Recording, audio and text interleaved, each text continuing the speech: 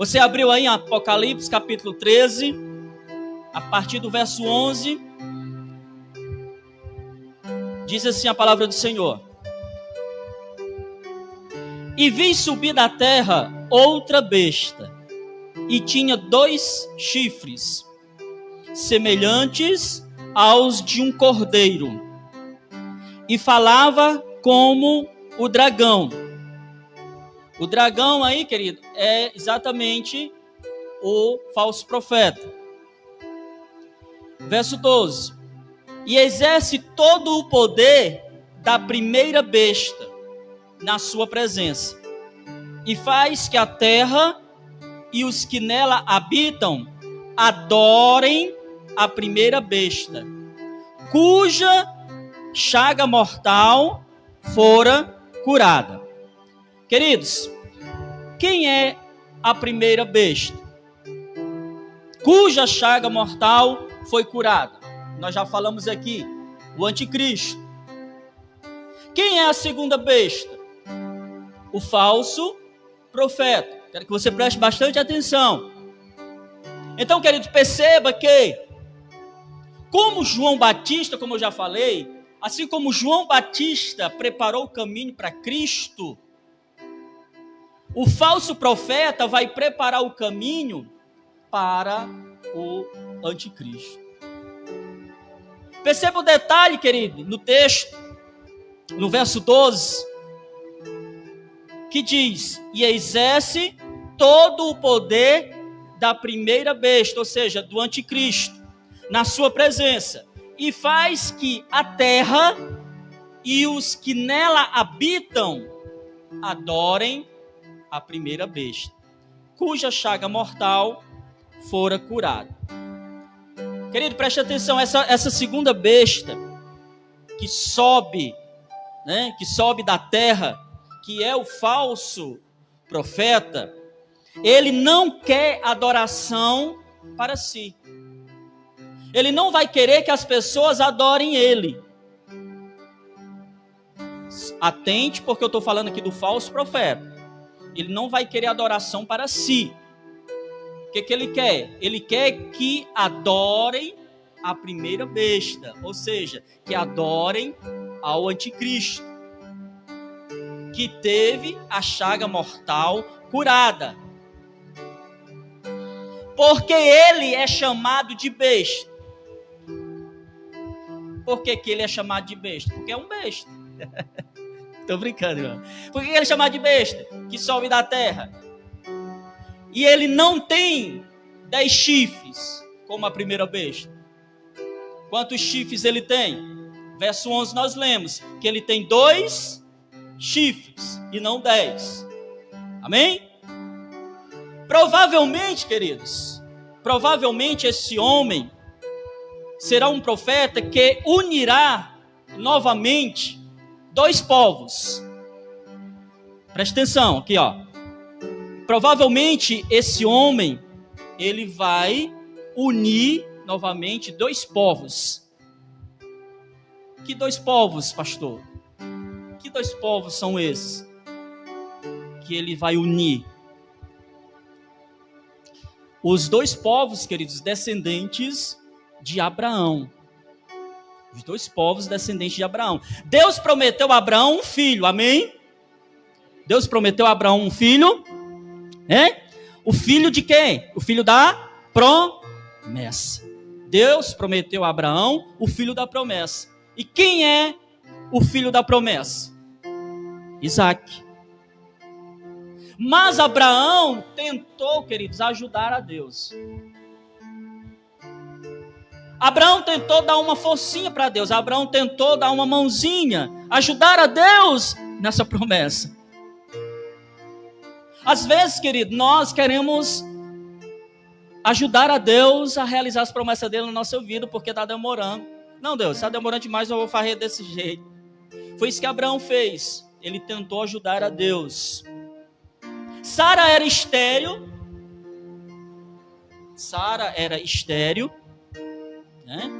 E Abraão resolve, então, aconselhado pela sua esposa, por Sara, a dormir com a serva, com Agar. Dormindo com Agar, Abraão, ele tem um filho. Desse relacionamento ajeitado, preste atenção, irmão, que tudo Deus estava vendo. Deus viu quando Abraão concuminou com Sara. Deus viu quando Sara permitiu, porque estava demorando o filho da promessa. Abraão e Sara tinham uma promessa de ter um filho, mas estava demorando. Já eram avançados de idade. E eles viam agora em Agar a possibilidade de ajudar a Deus. Grande erro. Um grande erro que nós estamos pagando até hoje por esse erro de Abraão. Você vai já entender por quê. Então, quando Abraão dorme com Sara, aliás, com Agar, nasce um filho. Quem? Ismael.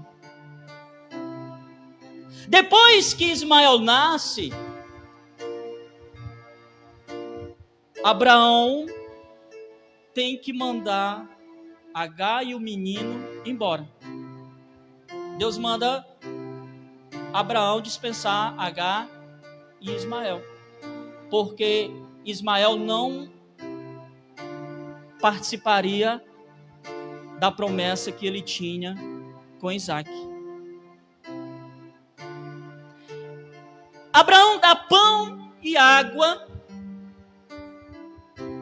para Agar e Ismael e manda eles embora. Vão embora. E eles partem. Vão-se embora.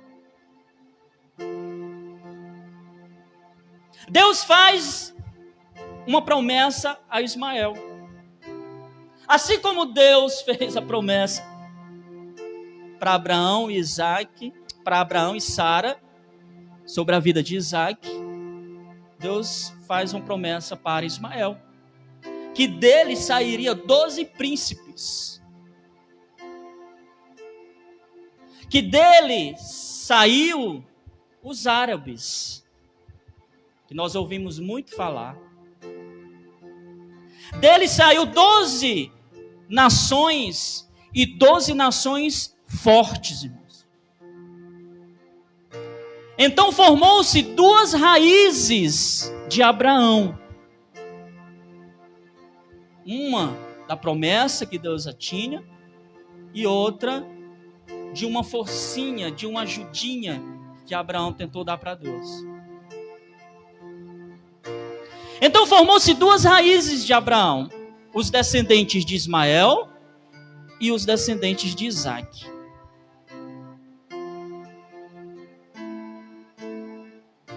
Os descendentes de Ismael e os descendentes de Isaac, que hoje formam Israel e os árabes. Dois grandes povos de onde vem o Islã. Nós conhecemos, ouvimos falar, o islamismo. Onde o profeta é Maomé. E a sede da adoração é lá em Meca. E Israel, onde o Messias ou o profeta é Jesus, apesar deles não receberem, não acreditarem que Jesus seja o Messias. E o lugar de adoração onde é? Em Jerusalém. Dois povos que hoje são inimigos, e que o falso profeta vai unir esses dois povos, essas duas nações. E nós já ouvimos muitas, irmãos, tentativas. Já ouvimos falar de muitas tentativas de paz naquela região. Esse falso profeta, ele tem dois chifres. Por quê? Ele vai unir essas duas nações. Você lembra que quando nós falamos dos 10 chifres, são 10 nações, 10 povos. Então, o falso profeta, ele tem 2 chifres, porque ele vai unir essas 2 nações. São 2 governos. E por que ele sobe da terra? Por quê que ele sobe da terra? Porque ele vai aparecer, querido, no deserto. O falso profeta, ele vai aparecer no deserto, como João Batista aparece. Você lembra que eu falei que o anticristo, ele não vai ser contra Deus, ele vai querer ser Deus. E ele vai enganar muitos. Onde João Batista pregava, irmãos? Abra sua Bíblia aí no Evangelho de Mateus, capítulo 3. Evangelho de Mateus, capítulo 3. Abra aí. Onde é que João Batista pregava? Vamos ver. Capítulo 3 do Evangelho de Mateus. A partir do verso 1 diz: E naqueles dias apareceu João Batista. Apareceu o quê, irmãos? João Batista, pregando no deserto da Judéia. Onde era que João Batista pregava, irmãos? No deserto da Judéia. E dizendo: arrependei-vos. João Batista pregava arrependimento. Nós ouvimos aqui, irmãos, uma mensagem poderosa quinta-feira sobre arrependimento.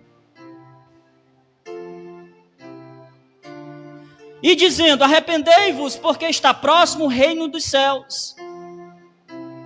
Porque este é o anunciado pelo profeta Isaías, que disse: voz do que clama no deserto, preparai o caminho do Senhor, endireitai as suas veredas. E este João tinha as suas vestes de pelos de camelo e um cinto de couro em torno dos seus lombos, e alimentava-se de gafanhotos e de mel silvestres. Então ia ter com ele Jerusalém e toda a Judeia e toda a província adjacente ao Jordão. Verso 6. E eram por ele batizados no rio Jordão, confessando os seus pecados. Onde era que João Batista pregava, irmãos? Me ajude. No deserto. Então o falso profeta vai aparecer no deserto. Ele vai unir 2 povos. E ele quer adoração para ele, irmãos? Ele vai querer adoração para ele? Claro que não. Ele vai querer que as pessoas adorem a primeira besta, ou seja, o anticristo. Ele vai trabalhar para isso. Isso vai ser a sua missão aqui na terra. É essa a missão do falso profeta aqui na terra. Fazer com que as pessoas adorem ao anticristo, acreditem nele, creiam nele, sejam enganadas por ele. Ele vai usar alguns métodos para levar as pessoas, querido, a se renderem ao governo do anticristo. O falso profeta, ele vai usar alguns métodos bastante conhecidos para que as pessoas se rendam ao governo do anticristo. Verso 13, lá de Apocalipse, volte para lá. Capítulo 13. No verso 13, o que diz? E faz grandes sinais de maneira que até fogo faz descer do céu à terra, à vista dos homens. Queridos, os judeus, eles esperam o Elias, que há de vir. O falso profeta, para enganar, ele vai usar as mesmas características de Elias. As mesmas. Verso 14. e engana os que habitam na terra com sinais que lhe foi permitido que fizessem em presença da besta. Digo assim, querido: enganar com sinais. Repete mais uma vez: enganar com sinais. Sabe qual a forma mais fácil? Eu quero que você preste bastante atenção. Sabe qual é a forma mais fácil de enganar pessoas na religião, queridos? Com sinais. É a forma mais fácil de enganar pessoas na religião. Com sinais. Preste atenção. Tome cuidado, queridos. Tome cuidado com falsos milagres. Tem gente que simplesmente não tem caráter e nem vergonha nenhuma na cara. E fica, querido, enganando o povo com falsos sinais, com falsos milagres. E é isso que o falso profeta e o anticristo vão fazer.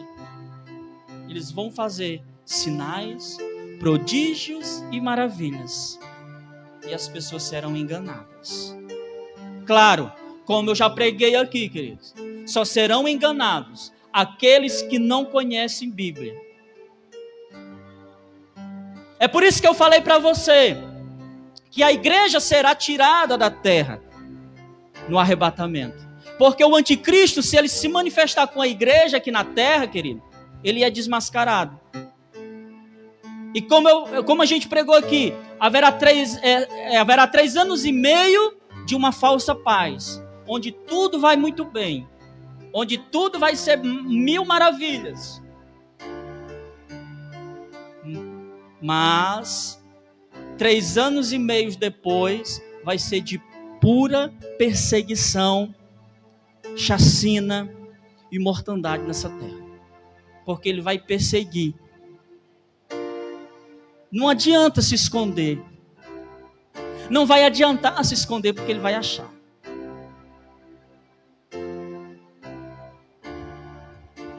Então tem gente, querido, que fica enganando o povo com falsos sinais, falsos milagres. Queridos, quando Deus opera milagre, presta atenção, quando Deus opera milagre, Ele faz de uma forma aberta. Quando Deus opera milagre, Ele faz de uma forma simples. Mas tem pessoas, querido, por aí, dizendo que está fazendo milagre, atrás de atrair atenção para si. Tome cuidado com esse tipo de pessoa. Tome cuidado, querido. Cuidado com gente que faz milagre de ilusão de ótica. Só o que tem por aí, querido. Cuidado com os falsos sinais. Como eu falei para você, querido, no início dessa série, que a nossa intenção aqui não era meter medo em ninguém, não era amedrontar ninguém, mas trazer uma reflexão para as nossas vidas. Porque os sinais da volta de Cristo estão cada dia mais fortes, mais firmes, mais visíveis aos nossos olhos. Leia a Bíblia, irmão. Estude Bíblia. Pesquise. Como eu já falei também, não fique só naquilo que a gente está pregando. Vá para a Bíblia, irmãos. Vá para a Bíblia. Querido, quando se fala de milagre, todos nós ficamos maravilhados. Amém? Irmãos. Quando se fala de milagre, todos nós ficamos assim atônitos. Meu Deus! Mas nós precisamos ter o cuidado, querido, nesses sinais. Pastor, o senhor não acredita em milagre? Querido, eu sou um milagre. Como é que eu não acredito em milagre? Quando eu olho no espelho, eu vejo um milagre de Deus. Não é ninguém que me diz. É a Bíblia. Quer ver milagre? Vai estudar a Bíblia, querido. Ela vai te dizer dos milagres do Senhor. E você não será enganado. E aí, querido, o que precisamos? Nós precisamos ter o cuidado.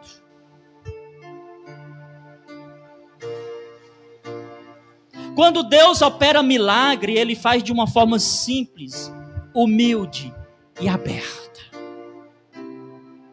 Não há nada fora do comum nos milagres de Deus. Ele faz de uma forma simples. Está com câncer? Ele chega e cura e pronto, acabou. Está com depressão? Ele cura, pronto, acabou. Simples assim.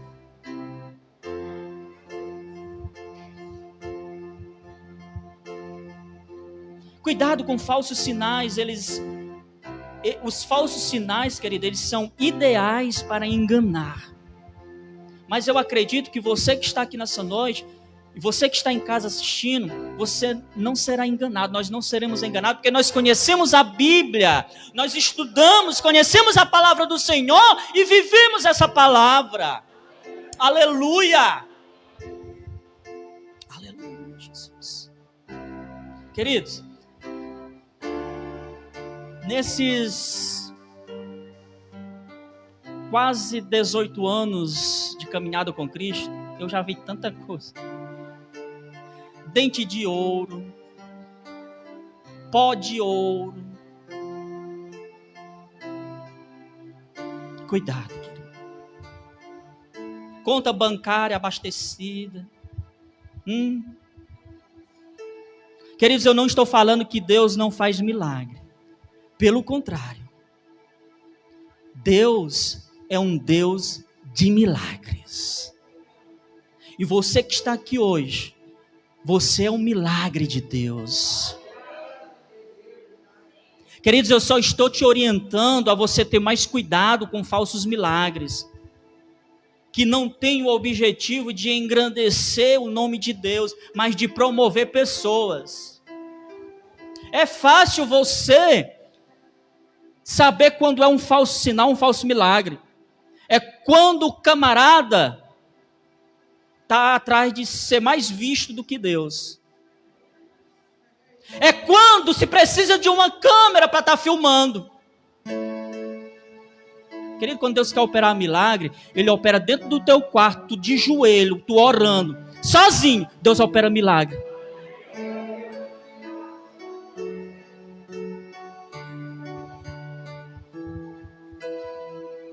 Cuidado, irmãos. Cuidado, porque tem muita gente mal intencionada nesse mundo. Tenha cuidado. Infelizmente, há muitos pregando nos púlpitos. Muitos estão pregando nos púlpitos hoje, querido, e não acreditam mais na volta de Jesus.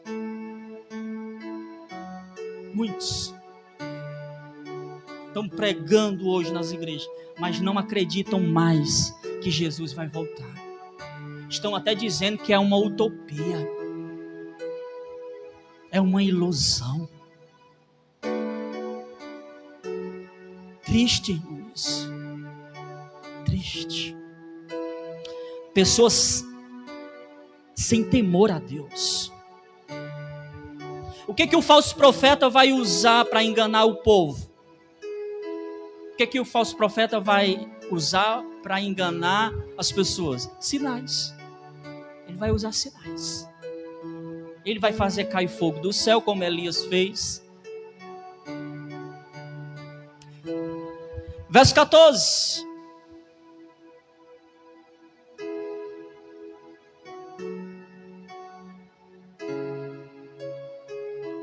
Verso 14. E engana os que habitam na terra com sinais que lhe foi permitido que fizessem em presença da besta, dizendo aos que habitam na terra que fizessem uma imagem à besta. que tinha a ferida da espada e vivia. Fazer uma imagem. Construir, querido, uma imagem. Preste atenção, irmãos. Provavelmente, querido, essa imagem principal da besta, uma estátua que vai ser erguida, que vai ser construída, provavelmente ela vai ser colocada lá no templo, lá em Jerusalém. Outro problema aqui, queridos. Por quê? Porque o judeu, ele não adora a imagem. O judeu, ele não adora a imagem. Quando for colocada essa imagem lá, o que os judeus vão entender? Os judeus vão entender que aquele camarada ali, ele não é o Messias.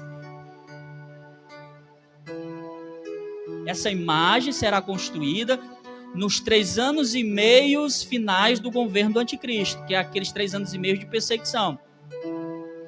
Nos 3 anos e meio, no início dos 7 anos, os primeiros 3 anos e meio, ele vai enganar e ele vai se instalar em Jerusalém. Nos 3 anos e meio finais desse governo, é que vai ser a perseguição e ele vai construir essa estátua lá.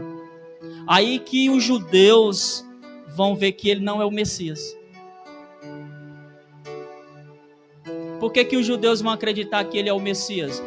Porque o anticristo, ele vai morrer. Como eu já falei isso aqui, já preguei.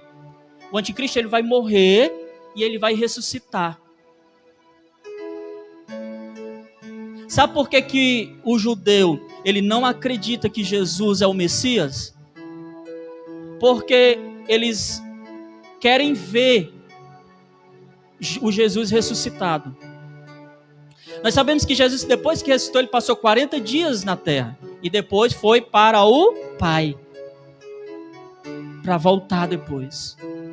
Se você falar para um judeu que Jesus ressuscitou, ele vai perguntar, me prove, onde é que ele está? É por isso que eles vão ser enganados pelo anticristo. Porque ele vai morrer, vão matar ele vai morrer e ele vai ressuscitar.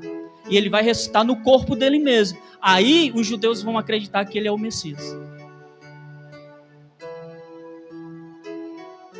Aí quando, nos últimos 3 anos e meio do governo dele, ele vai construir essa estátua lá no templo em Jerusalém.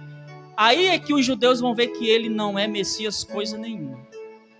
Porque judeu não acredita em estátua, em adoração à imagem. Porque para os judeus, querido, é proibido pela lei fazer, adorar ou servir qualquer tipo de imagem. Por isso que vai ser um problema. E o falso profeta, querido, para gerar mais honra e glória para o anticristo, ele vai fazer com que se faça uma imagem do anticristo. Queridos, não se preocupe, porque nesse período aqui você não vai estar mais aqui. Jesus já tem nos levado. Porque eu quero ir no arrebatamento. Agora eu respeito a sua opinião.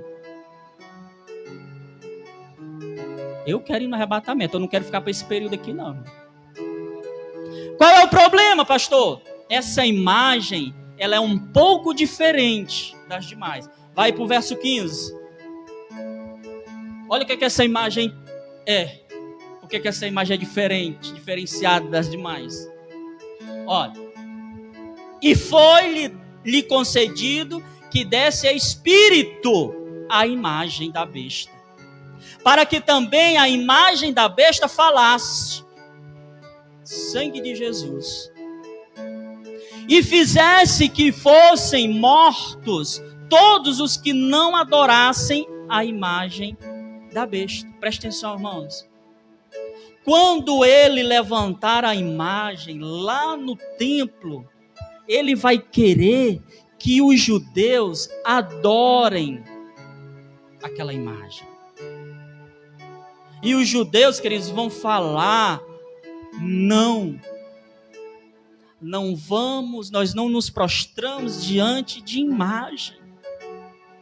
Aí ali vai começar a matança, a perseguição para os judeus. Lembra que Jesus falou, nós já pregamos isso aqui lá no Evangelho de Mateus. Você lembra que a gente passou aí, acho que foi 4, foi 5 domingos, só em Evangelho de Mateus 24 e 25? Pois é, Jesus vai falar lá no Evangelho de Mateus 24. Vamos abrir lá. Evangelho de Mateus 24, vamos lá. Quero que você saia daqui hoje convicto daquilo que você está ouvindo. Evangelho de Mateus, capítulo 24. Verso 15. A partir do verso 15. Presta atenção. Quando, pois, virdes que a abominação da desolação. Quem é essa abominação da desolação? O anticristo. De que falou o profeta Daniel, está no lugar santo. Quem lê e entenda, onde é esse lugar santo? Israel, Jerusalém. Verso 18. E quem estiver no campo, verso 16, perdão. Então, os que estiverem na Judeia, fujam para os montes. E quem estiver sobre o telhado, não desça a tirar alguma coisa de sua casa. E quem estiver no campo, não volte atrás a buscar as suas vestes. Mas ai das grávidas e das que amamentam naqueles dias. Preste atenção, irmãos. O que a abominação da desolação no lugar santo? A imagem da besta no templo em Jerusalém. Colocou a imagem. Jesus está dizendo aqui, ei, colocou a imagem lá no templo. Qual é o conselho de Jesus para os judeus? Foge, corre para os montes, fujam, porque vai começar a perseguição para vocês. Porque todos aqueles que não adorarem a imagem serão perseguidos e mortos. Não sei se você assistiu aqui Apocalipse lá na Record. Não, pastor, é novela. Não gosto. Irmãos, é melhor você assistir algo bíblico do que você assistir um programa cheio de pornografia que está passando aí. Pastor, mas tem muita coisa. Não tá na... irmão, lógico. Aí a gente conhece Bíblia, a gente assiste, a gente sabe entender. Então é mais ou menos aquilo ali. Acredite, queridos, se você estiver aqui nessa época, que eu espero do fundo do meu coração que não estejamos aqui, mas se você estiver aqui, querido, você vai ouvir falar isso nos programas de televisão. Vai ser só o que vai passar nos noticiários. Vai ter uma manchete assim, ó. O líder mundial ergueu uma imagem dentro do templo em Jerusalém, e as pessoas do mundo inteiro estão vindo para adorar a imagem. Essa vai ser provavelmente uma das manchetes dos jornais. E os judeus sendo perseguidos e massacrados pelo anticristo. Porque, claro, irmãos, eles não vão se dobrar, eles não vão adorar a imagem da besta. Eles não vão se dobrar diante dessa imagem. Qual é o detalhe aqui? Observe, querido, essa imagem ela tem espírito e ela fala. Volte lá para o Apocalipse.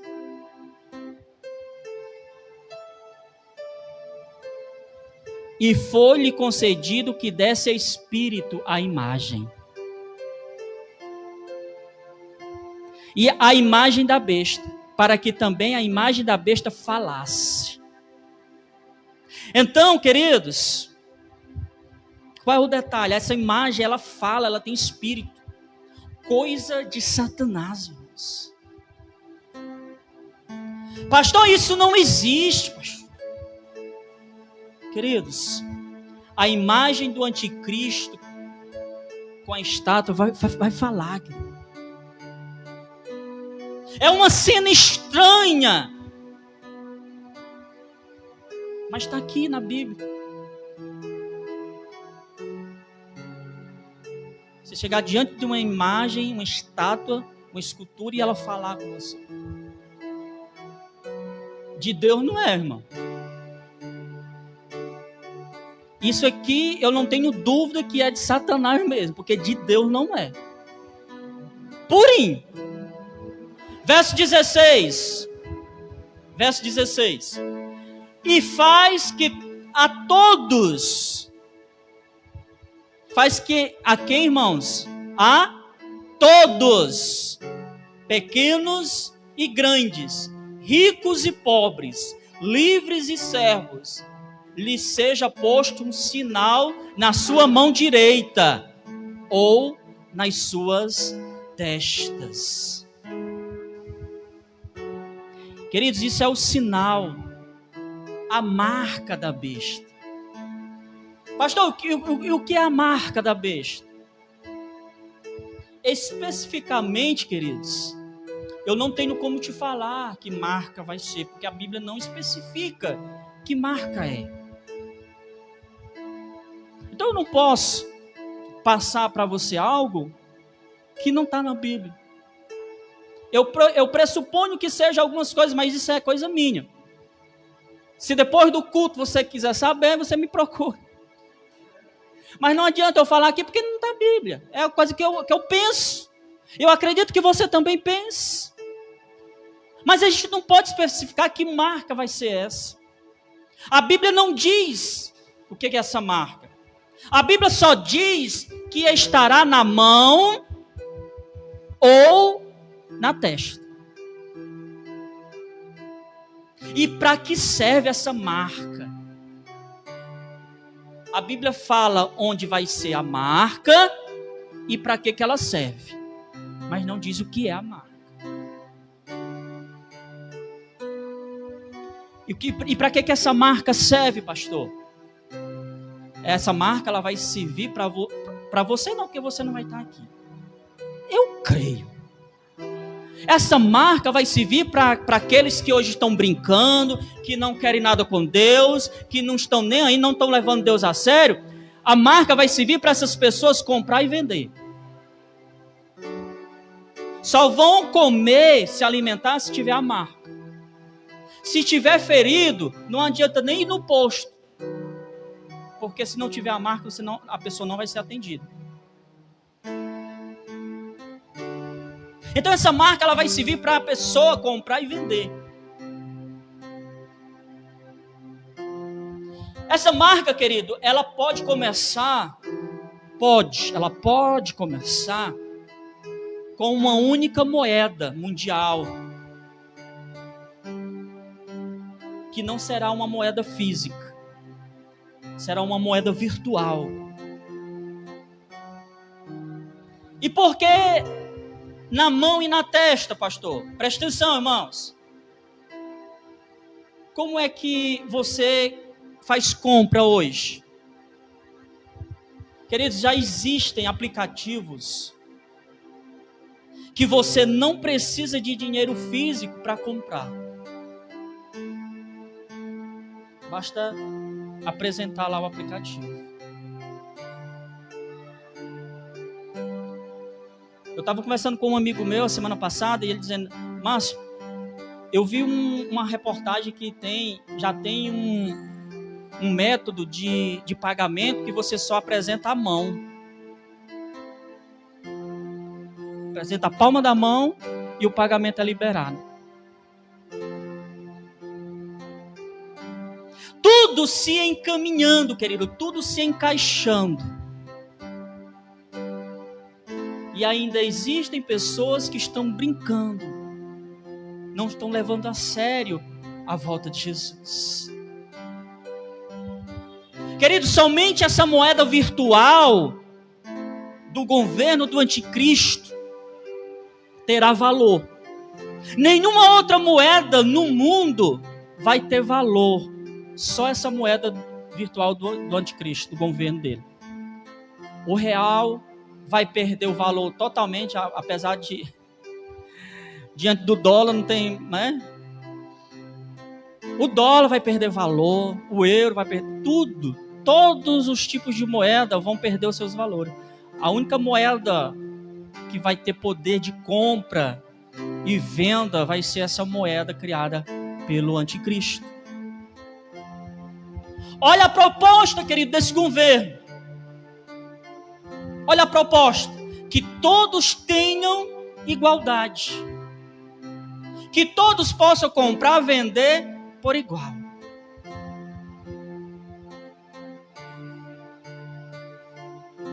Olha a desigualdade hoje. O cara trabalha lá nos Estados Unidos para ganhar $1. $1 hoje, acho que é mais de R$5, $1. O cara trabalha lá nos Estados Unidos para ganhar $1. Aqui no Brasil ele tem que trabalhar 5 vezes mais para ganhar $1. É desigual ou não é, irmãos? Desigual. É desigual. Mas aí, quando começar a manifestação do anticristo, nos primeiros 3 anos e meio, ele vai unificar isso, querido. Isso vai ficar bom para todo mundo.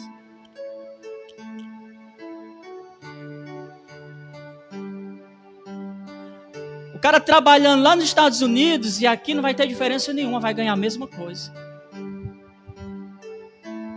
Eu pergunto para você, vai ser bom ou não? Vai. E é por isso que vai enganar a muitos. Muitos serão enganados. Muitos serão enganados.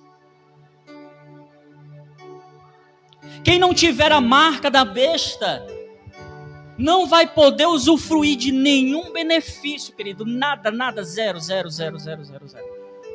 Quem não tiver a marca não vai poder usufruir de nenhum benefício. Nada.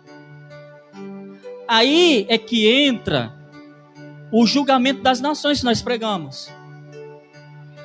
Quando Cristo vai julgar as nações, os gentios, e as pessoas vão, e Jesus vai dizer assim, olha, você me alimentou quando eu tive fome. E alguém vai olhar para Jesus e dizer, como eu te alimentei? Se eu nunca te vi, se eu nunca te conheci. Aí Jesus vai dizer aqui, porque você alimentou um desses meus pequeninos. Entra no meu reino. É nesse tempo que muitos vão poder se alimentar, porque vai ter alguém que Deus vai usar para alimentar, para cuidar das feridas, quando apanhar. Porque vai ser, eu ia falar uma palavra, não vou falar não, que está gravando. Vai ser pé e muita, irmão. Porque a função do anticristo não vai, o desejo dele não é matar as pessoas. O desejo dele é que as pessoas neguem a Cristo. Então ele vai açoitar, ele vai bater, ele vai judiar, até a pessoa negar. Nesse tempo, a única forma de herdar o reino de Deus não é mais servindo a Deus, não é mais trabalhando na obra, não é mais cuidando do próximo. Nesse tempo, se o caba não negar a Jesus, a única forma de herdar o reino de Deus vai ser morrer. Ser morrendo. Não vai ter outra forma.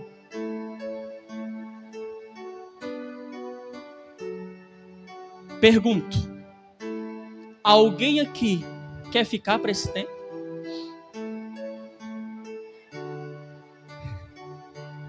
Claro que não.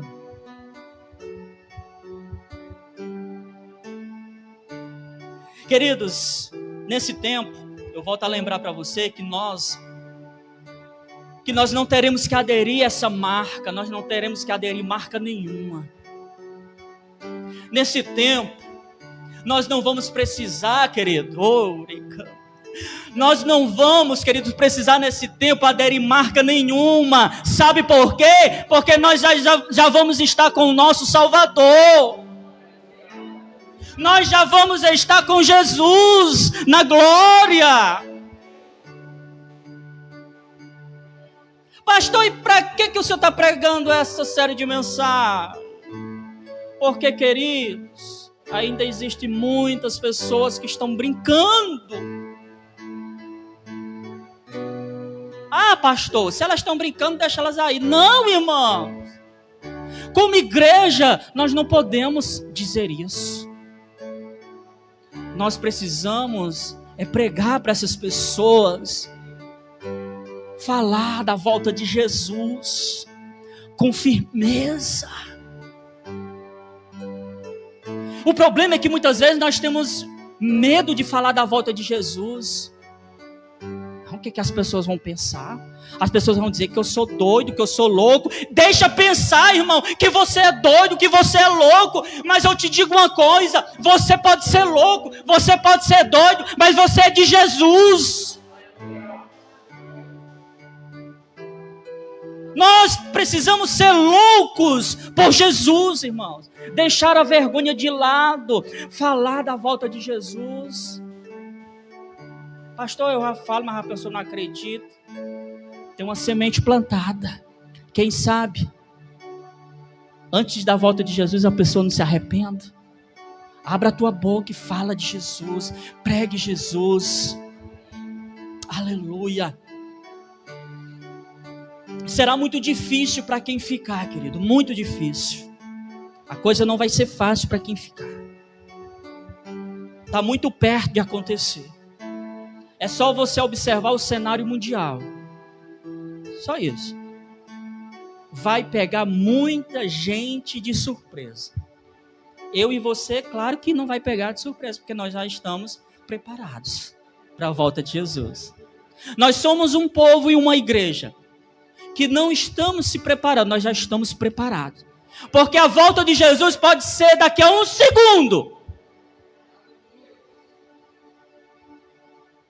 E quando Jesus diz, no começo dessa série, quando nós pregamos sobre aquelas 3 perguntas que os discípulos fizeram para Jesus, quando seria o final dos tempos, como seria, e Jesus, na parte ali do Evangelho de Mateus 24 e 25, tem uma parte que Jesus responde para os judeus, outra parte Jesus responde para a igreja, e outra parte Jesus responde para os gentios, para as nações, para as pessoas que não confessaram Jesus como seu Salvador.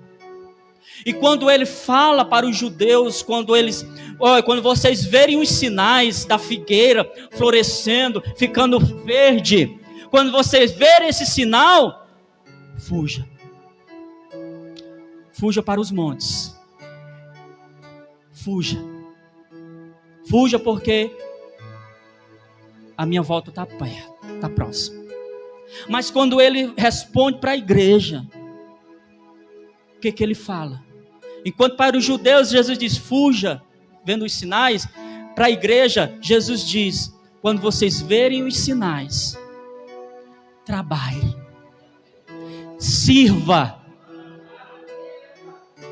É por isso que nós estamos aqui, querido, trabalhando, servindo, preparados para a volta dele. Porque eu não quero ficar aqui para a grande tribulação. Tem mais alguém que não quer? Amém. Quem não levantou a mão, está com dúvida. Mas amém. Então será muito difícil para quem ficar, irmão. Vai pegar muita gente de surpresa. Verso 18. Verso 18.